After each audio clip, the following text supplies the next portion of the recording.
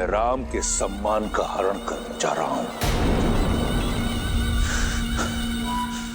उस राम का वध क्षण भर में कर सकता हूं मैं, परंतु इससे उसे अपने दुखों से मुक्ति मिल जाएगी। जिस राम की प्रशस्ति तुम गा रही थी, उस राम का नाम छीन लूंगा मैं, लज्जा और दुख के सागर में डुबा दूंगा, उसे भी और रघुकुल की रीति को भी धीरे धीरे करके मारूंगा। सबसे पहले मैं उसकी सबसे प्रिय वस्तु छीन लूंगा। वो संसार के कोने कोने में भटकेगा, ढूंढेगा उसे, परंतु रावण के विरुद्ध कोई उसकी सहायता नहीं करेगा।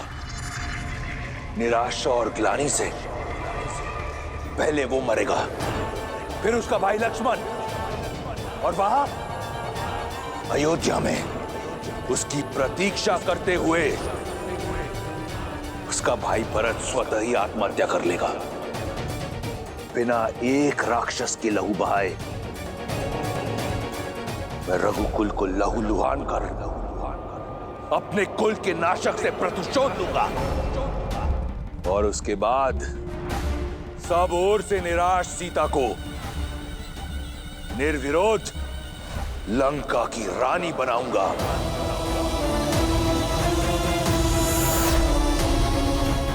जो कार्य वर्षों पहले स्वयंवर में अधूरा रह गया था, उसे पूर्ण करने को सज हो जाओ।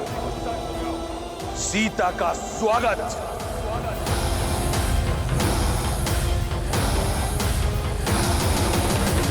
ये अनीति है लंकेश, ऐसा मत कीजिए। अपनी बहन और राज्य के सम्मान के लिए युद्ध लड़ना वीरों का धर्म होता है। आप अपना धर्म निभाइए, अपने अपमान का प्रतिशोध लीजिए। मैं आपके लिए प्रार्थना करूंगी, किंतु एक स्त्री की गरिमा को भंग करना और ऐसा षड्यंत्र रचना सबसे बड़ा अधर्म है, विनाश का कारण है। आपका ये निर्णय लंका के विनाश का कारण बनेगा। मेघनाथ कभी आपको यह अनुचित नीति अपनाने नहीं देगा। उचित, अनुचित, धर्म, अधर्म, इसका पाठ मैं किसी से पढ़ना नहीं चाहता। मेघनाथ इस योजना में सम्मिलित नहीं होगा। इसके लिए मेरे फेंके टुकड़ों पर पल रहा मेरा दास ही पर्याप्त है, और यही होगी उसकी निष्ठा की परीक्षा। नहीं, मैं आपको ये पाप कदापि नहीं करने दूंगी। सावधान! मैंने तुमसे अनुमति नहीं मांगी, और तुम तो क्या, इस संसार में कोई लंकेश को चुनौती नहीं दे सकता।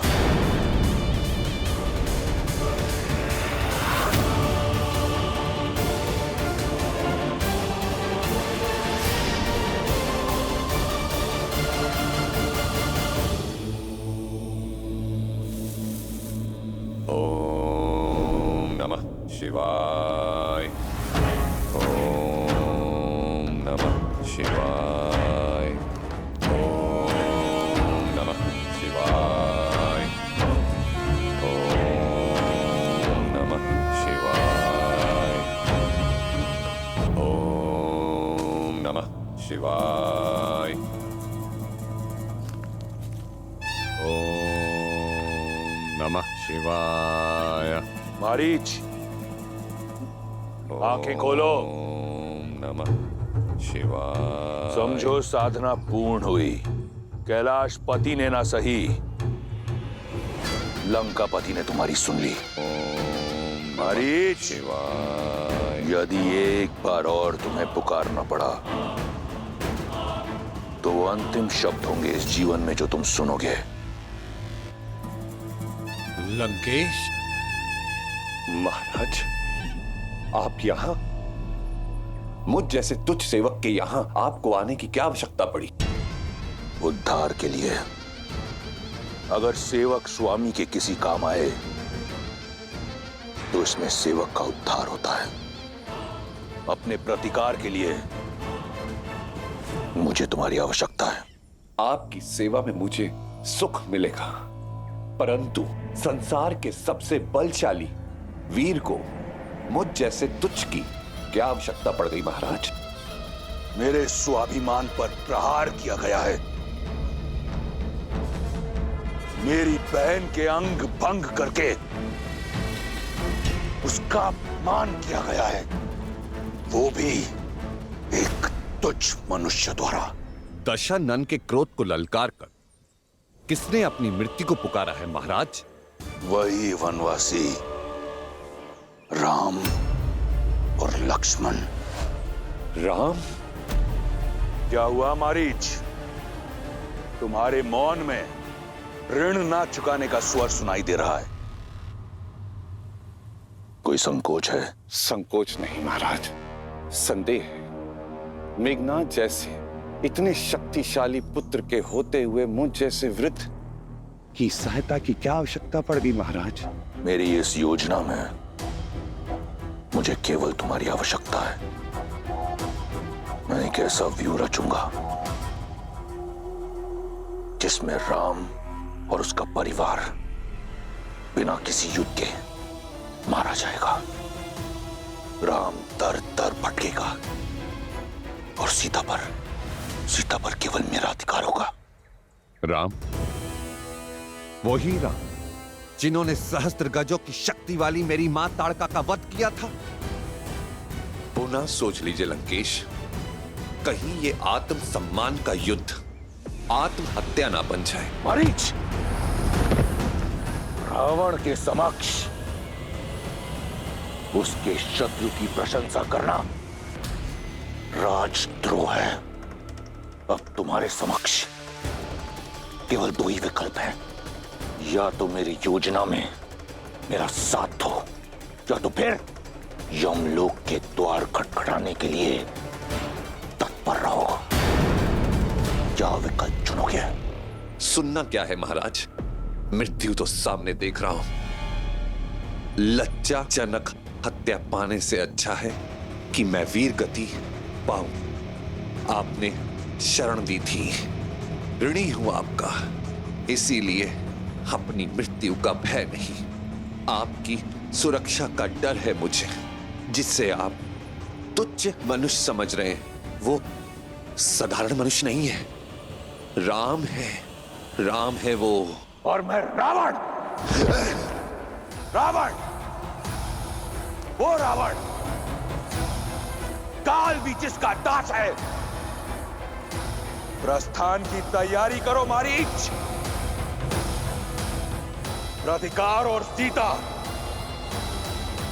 दोनों मेरी प्रतीक्षा कर रहे हैं। रावण तो आपका भक्त है महादेव। आपकी चेतावनी का पालन करके उसने स्वयं को कितने वर्ष सीता से दूर रखा, किंतु अभी वो इस अनर्थ को करने का क्यों सोच रहा है? जब किसी का नाश समीप होता है तो उसका विवेक उससे दूर हो जाता है। रावण इतने समय तक मौन केवल इसलिए था क्योंकि उसके पास कोई उचित बहाना नहीं था, और अब शूर्पणखा के इस कृत्यों के पश्चात उसे एक अवसर मिल गया अपने दुष्कृत्यों को न्यायोचित ठहराने का। मंदोदरी, विभीषण, उन सब की चेतावनी को अनसुना कर वो एक ऐसे कर्म की ओर बढ़ चला है जो आने वाले समय में समस्त राक्षस जाति का सर्वनाश कर देगा।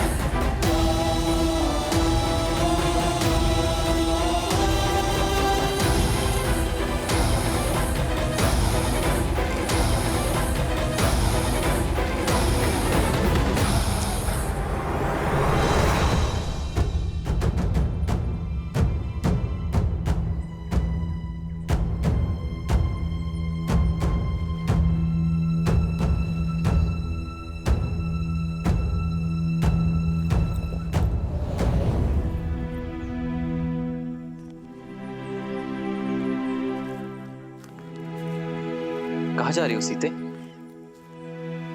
भोजन के लिए जल लेने जा रही हूँ। आओ मैं भी साथ चलता हूँ। नहीं आ रहे, आप क्यों कष्ट करेंगे? जलधारा निकट ही है, मैं ले आऊंगी। कल तो कह रही थी कि अयोध्या जाकर मेरे साथ बिताने को समय नहीं मिलेगा, इसलिए जितना समय हो सके साथ ही रहते हैं। आओ।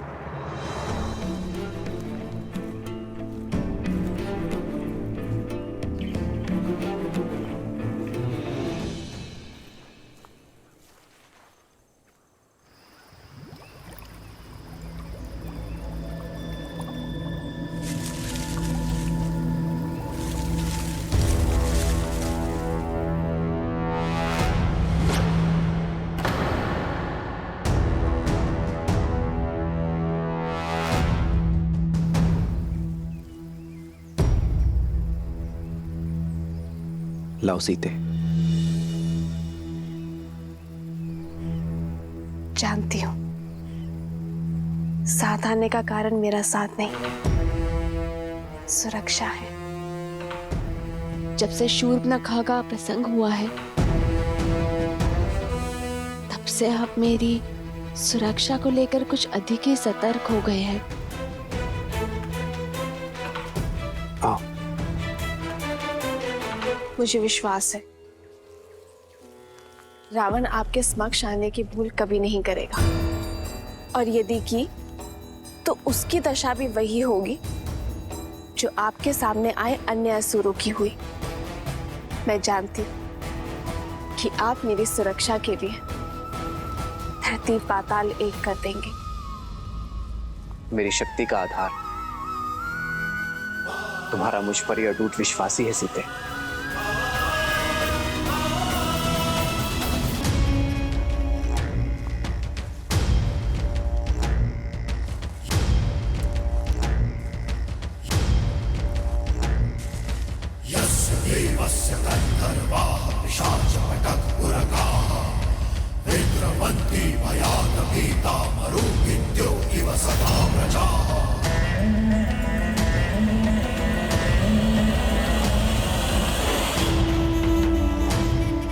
ये राम, ये तो नीरव बालक है। बालक नहीं महाराज, महाराज बलि ने भी वामन को बालक समझा था, लेकिन ये भूल आप मत करें। आयु देखकर राम के शौर्य को कम समझना मूर्खता हो सकती है। एक बार, केवल एक बार और राम की प्रशस्ति खाओ, फिर देखो कैसे कैसे मेरा दास यम यहां स्वयं आता है। तुम्हारी आत्मा लेने अपना ध्यान केवल हमारी योजना पर रखो। एक बार और एक सेवक का कर्तव्य होता है कि वो अपनी स्वामी की हर बात माने। जैसा कहा गया है वैसा करो। जाओ।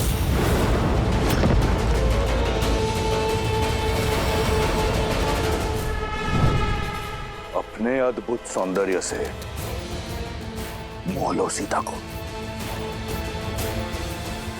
और दूर ले जाओ बालक राम को सीता से।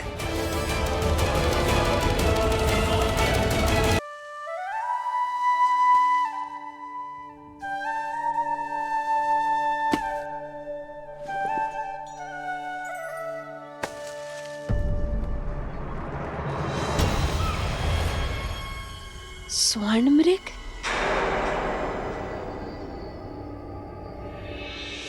उत्तम, अति उत्तम मारीच। भटकाओ उसका मन ताकि मैं उस बालक को भटका सकूं।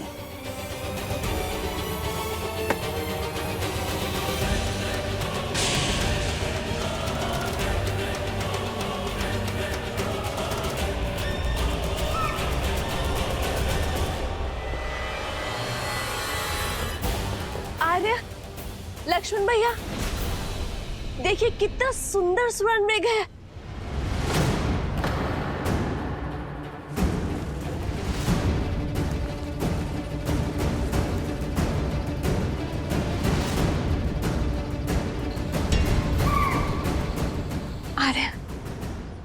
वैसे एक बार स्पर्श करना चाहती हूँ इस वन के हर दिव्य जीव की स्मृतियां अपने मन में बसाना चाहती हूँ। आर्य, क्या आप इस मृग को मेरे लिए पकड़ कर ला सकते हैं?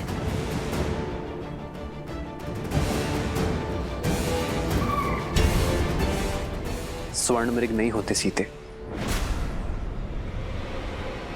नहीं होते? तो ये यहाँ क्यों है?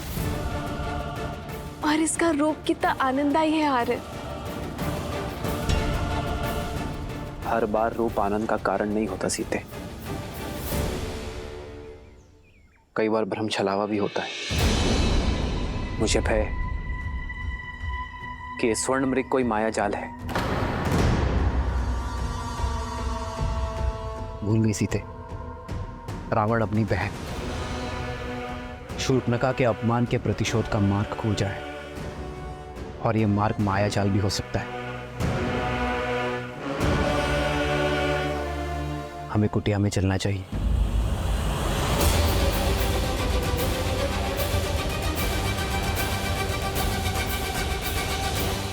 आओ।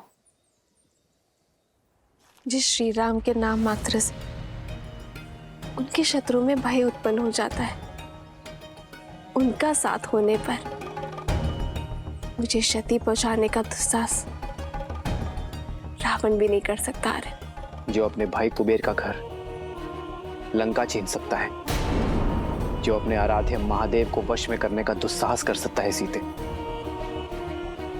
वो कुछ भी कर सकता है।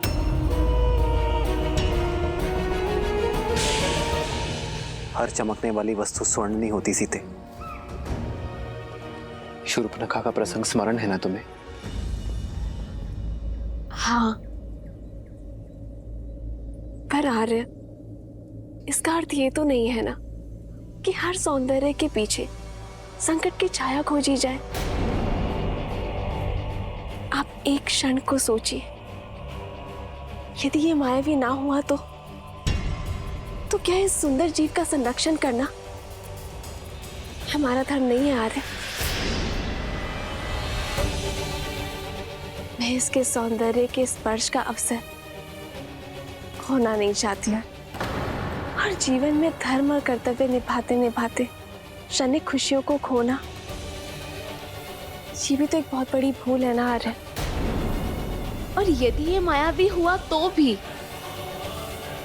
आप है ना हर माया को भंग कर सकने में सक्षम। आर्य, इन 13 वर्षों के वनवास में मैंने आपसे कभी कोई कामना नहीं किया आर्य।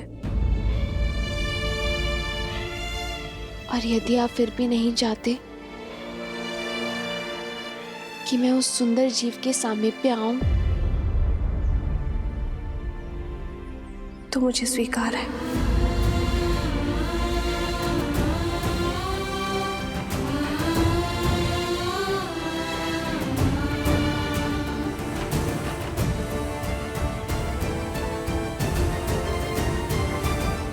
सीते,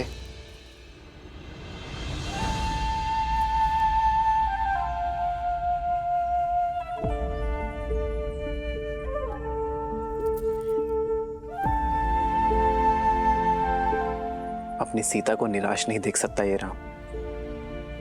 यदि तुम्हारी प्रसन्नता इसी में है तो मैं तुम्हारे लिए स्वर्ण मृग अवश्य लेकर आऊंगा सीते।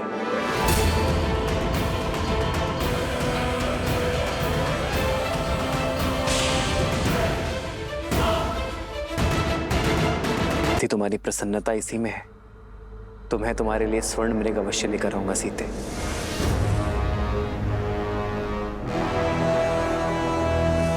किंतु तुम्हें मुझे वचन देना होगा,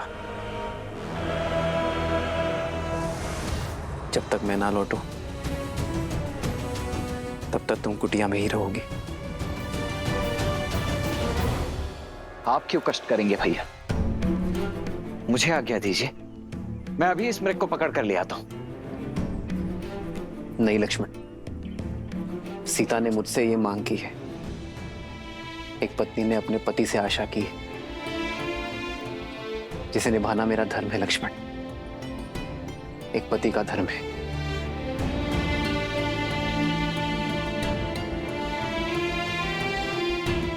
इन 13 वर्षों में सीता ने मुझसे कोई मांग नहीं की और मैं उसकी इस इच्छा का मान अवश्य रखूंगा।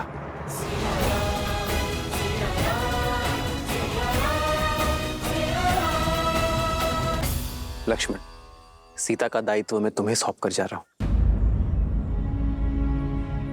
स्मरण रहे, किसी अनिष्ट की छाया भी नहीं पड़नी चाहिए उस पर।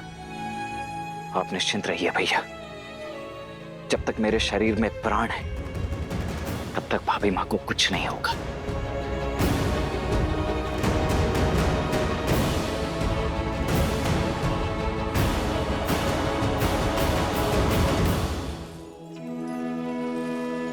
माया ठगनी न नर कछु जाने, कपट कहे मन नर न माने। विपत्ति समय बने मनुज धीरा, कनक मृग लई चले रघुबीरा।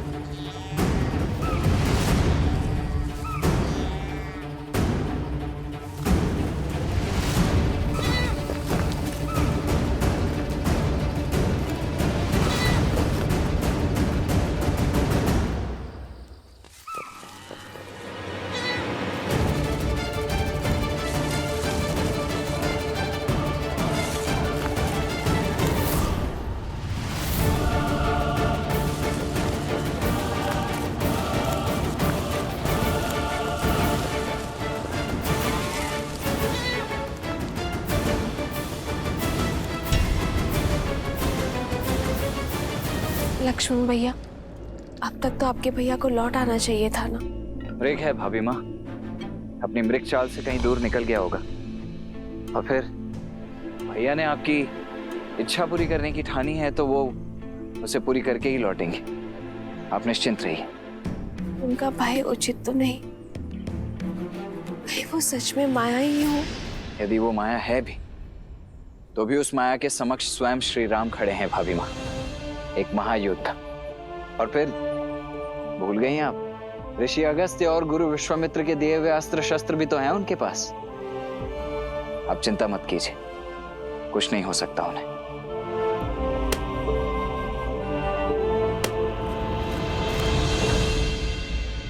लक्ष्मण, लक्ष्मण,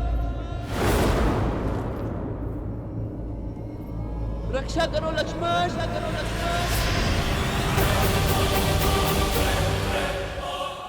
लक्ष्मण,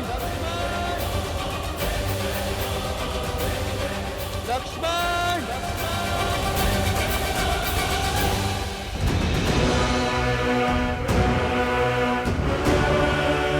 निश्चित ही ये कोई मायावी है।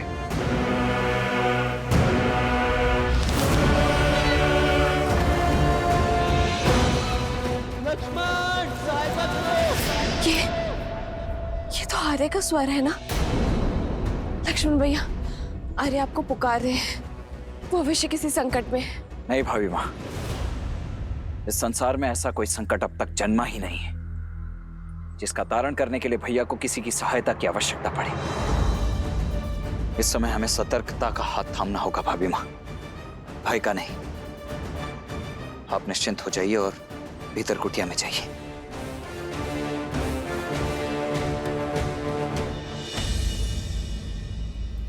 सीते, सीते सहायता करो।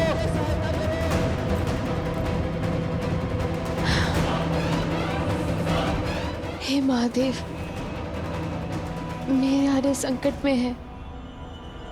कितनी पीड़ा में चित्कार रहे हैं वो। दोषी मैं ही हूँ। मेरे कारण श्री राम इतने घोर संकट में पड़ गए हैं। मेरे हट ने कितनी बड़ी समस्या खड़ी कर दी है। ये क्या कर दिया मैंने? हे महादेव,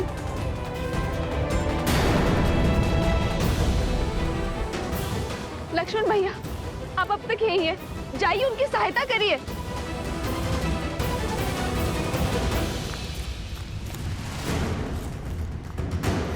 लक्ष्मण,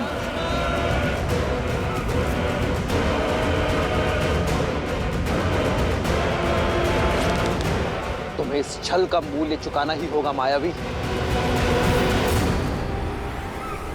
लक्ष्मण भैया जाइए। भाभी माँ, शांत शांत शांत हो जाइए। 14 सहस्त्र राक्षसों का सामना अकेले करने वाले मेरे भैया राम क्या एक तुच्छ मायावी के छल और बल में फंस जाएंगे भाभी माँ? नहीं भाभी माँ, कदापि नहीं। किंतु उनकी करुण पुकार मेरे हृदय को भेद रही है। कुछ अनिष्ट ना हो जाए लक्ष्मण भैया। जाइए लक्ष्मण भैया, उन्हें आपकी आवश्यकता है। जाइए भैया। भाभी माँ, भैया ने मुझे यहाँ आपके साथ रहने की आज्ञा दी है। मैं कैसे? तुम्हारी भाभी उनके पास जाकर उनकी सहायता करने का आदेश दे रही है। तो भाभी माँ, मेरा यहाँ रहकर आपकी सुरक्षा करना ही मेरा परम धर्म और कर्तव्य है। मैं ये कैसे लांघ सकता हूँ? और आपका धर्म ये भी है कि आप अपनी भाभी, अपने बड़े भाई की पत्नी का आदेश माने।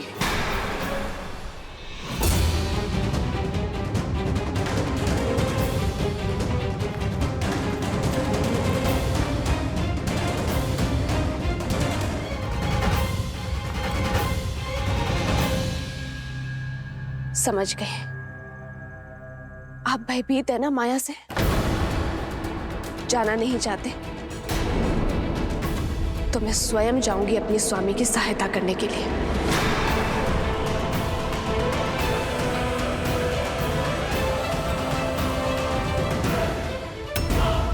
रुक जाइए भाभी माँ, रुक जाइए। अरे दया कीजिए। देखिए भाभी माँ, ये मैं भी समझ रहा हूं कि ये सब एक माया मात्र ही है, परंतु क्षण भर के लिए विचार करके देखिए।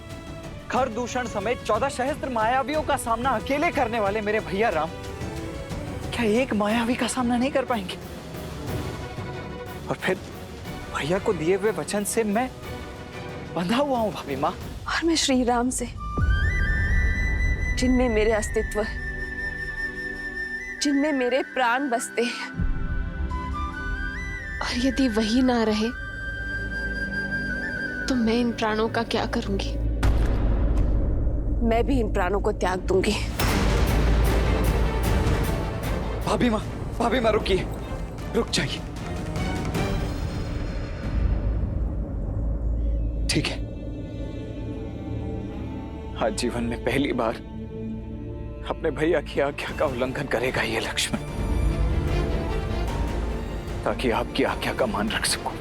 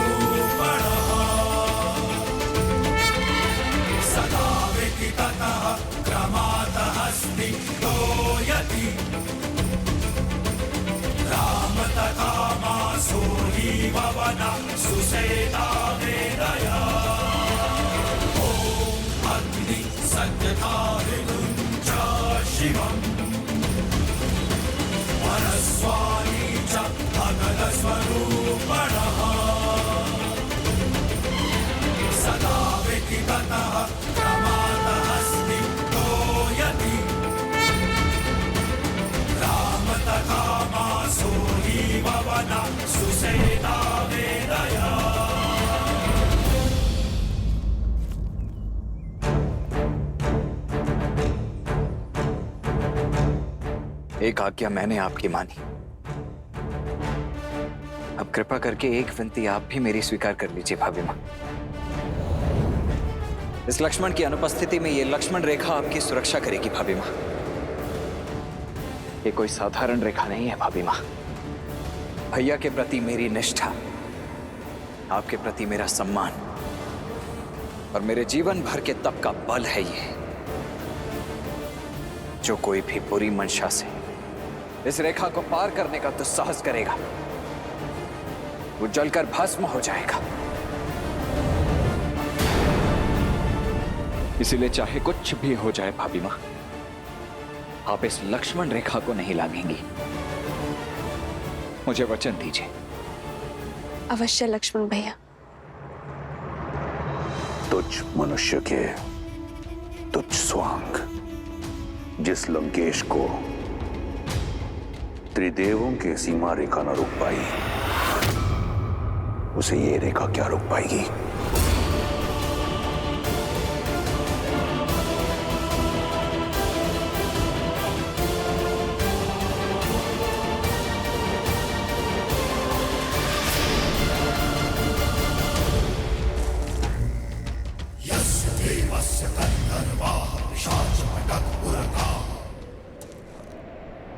भिक्षाम देहि।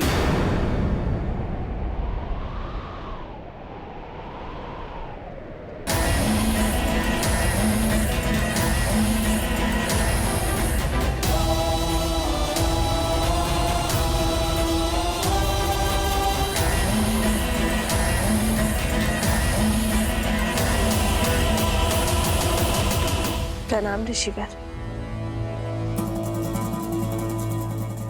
राम के शौर्य की ख्याति और आपके तेज की महिमा इस वन से फैली और मुझे यहां खींच कर ले आई।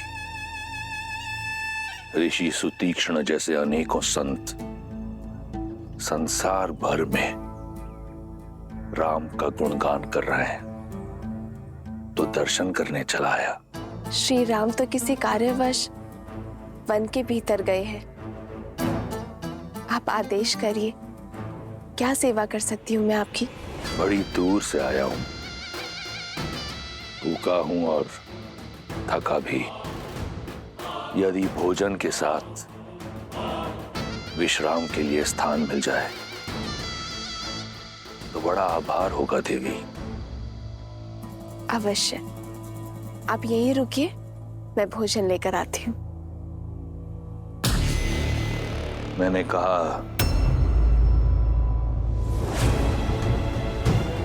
भोजन और विश्राम का स्थान दोनों चाहिए देवी। क्या आप एक थके अतिथि को अंदर आने का निमंत्रण नहीं देंगी? क्षमा चाहती हूँ ऋषिवर, मेरे पति और देवर दोनों ही यहाँ नहीं है और उनके अनुपस्थिति में पर पुरुष को भीतर आने का निमंत्रण कैसे दे सकती हूँ मैं? आप उनके आने तक यही बाहर प्रतीक्षा करिए।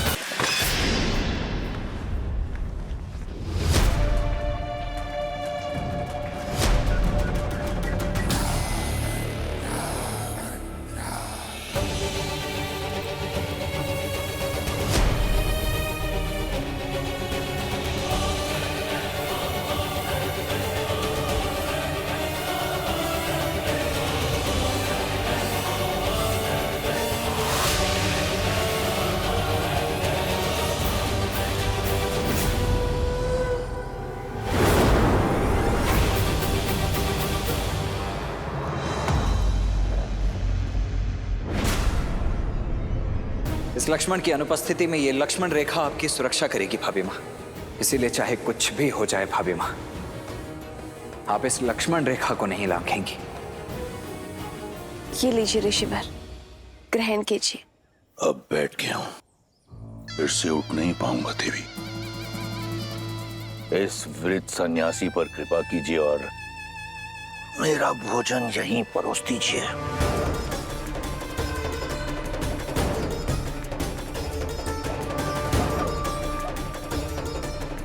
क्षमा चाहती हूँ ऋषिवर, पर मैं वचन की डोर से बंधी हूँ, ये रेखा नहीं लांघ सकती। आप स्वयं आकर ये भिक्षा ग्रहण कर लीजिए।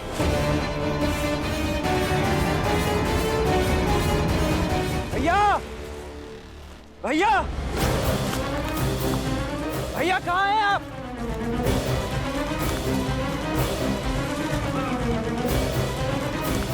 भैया, भैया कहाँ हैं आप?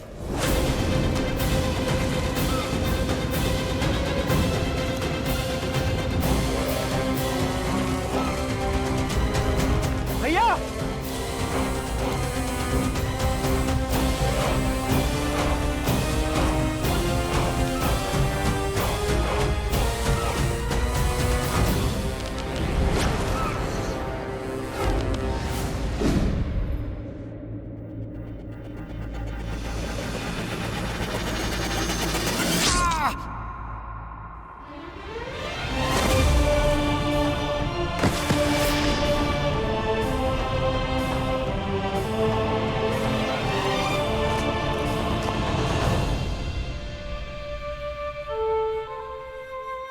मैं वचन देता हूं कि अपनी मायावी शक्तियों का कभी दुरुपयोग नहीं करूंगा।